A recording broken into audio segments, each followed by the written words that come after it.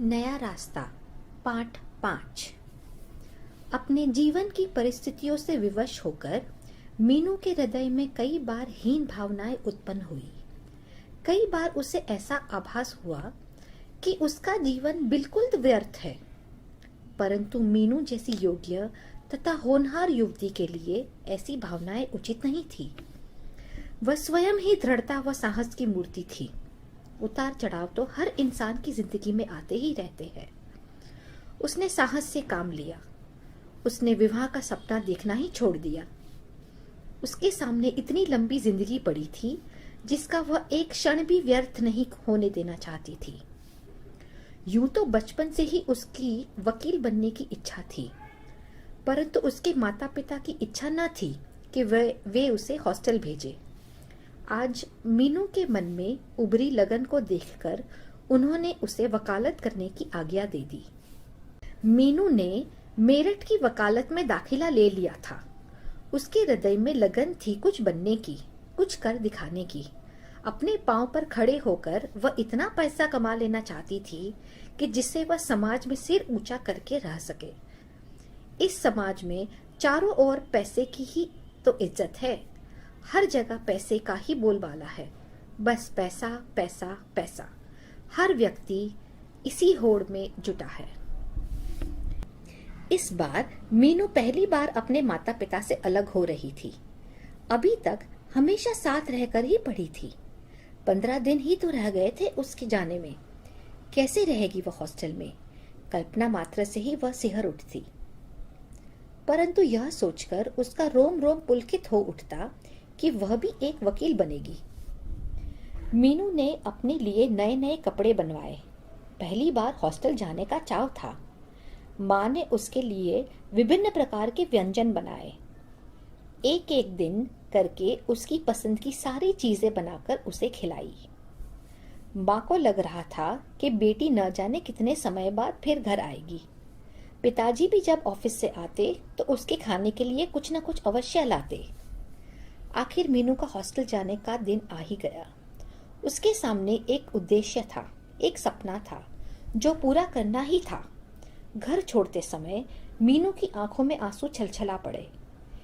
कितना अजीब लग रहा था उसे घर छोड़ना। अपनी माँ व भाई बहन से पहली बार अलग हो रही थी। माँ ने उसे सीने से लगाकर आशीर्वाद दिया। बेटी, एक देदीप्यमान नक्षत्र बनकर तुम जग को प्रकाशमय कर दो। जीवन की सारी खुशियां तुम्हारे पास हो। तुम अपने उद्देश्य प्राप्ति में सफल हो, यही ईश्वर से मेरी प्रार्थना है। अपने माता पिता का आशीर्वाद और छोटे भाई बहन का प्यार साथ लिए मीनू ऐसी डगर पर चली जा रही थी जहां उसे यह नहीं ज्ञात था कि कितने परिश्रम के बाद उसे सफलता मिल सकेगी। परंतु अपने जीवन का एक उद्देश्य बनाकर उसकी पूर्ति के लिए वह अपने कदम बढ़ाए जा रही थी। हॉस्टल पहुंचने पर कुछ दिनों तक मीनू का बिल्कुल भी दिल नहीं लगा। कुछ नया व अजीब सा प्रतीत हुआ। शुरू में वहां उसकी अधिक सहेली भी नहीं बन पाई थी। वह अपना अधिकतर समय अपनी पुस्तकों के साथ ही लगाती। किताब हाथ में लिए लिए वह अतीत की स्मृतियों में खो गई। जब वह छोटी थी तो एक दिन उसके पिताजी ने उससे पूछा था, बेटी, तुम बड़ी होकर पढ़ लिख कर क्या बनोगी? नन्ही मीनू ने जवाब दिया था, पिताजी, मैं पढ़ लिख कर वकील बनूंगी। मुझे वकील बनना बहुत अच्छा लगता है। तभी पास बैठी माँ ने कहा था, अरे हट, वकील वगैरह कुछ नहीं बनना है। कौन पढ़ाएगा तुझे इतना?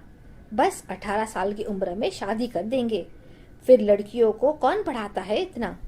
लड़कों की बात और है। माँ की ये बात सुनकर मीनू के दिल को ठेस पहुंची थी। वह बचपन से ही पढ़ाई में बहुत तेज थी। अपनी कक्षा में हमेशा प्रथम आती थी। बचपन से ही उसका सपना था अपने पांव पर खड़े होने का, कुछ बन कर दिखाने का। अभी मीनू अतीत की स्मृतियों में खोई थी कि इतने में उसकी सहेली माया ने आकर कहा, मीनू, मीनू, देखो तुम्हारे पिताजी आए हैं, गेस्ट रूम में बैठे हैं। पिताजी का नाम सुनकर मीनू एकदम बिस्तर पर किताब रखकर उछलकर भाग गई। 2 दिन बाद ही पिताजी मिलने के लिए आ गए थे, परंतु फिर भी उसे ऐसा लगा मानो उनसे बिछड़े हुए बहुत लंबा समय हो गया हो। पिताजी को देखकर मीनू खुशी से फूली नहीं समाई। माँ ने उसके लिए काफी सारा सामान बनाकर भेजा था। लगभग 1 घंटा रुककर पिताजी वापस चले गए, परंतु मीनू को घर के स्नेह जाल की स्मृति फिर ताजा करा गए।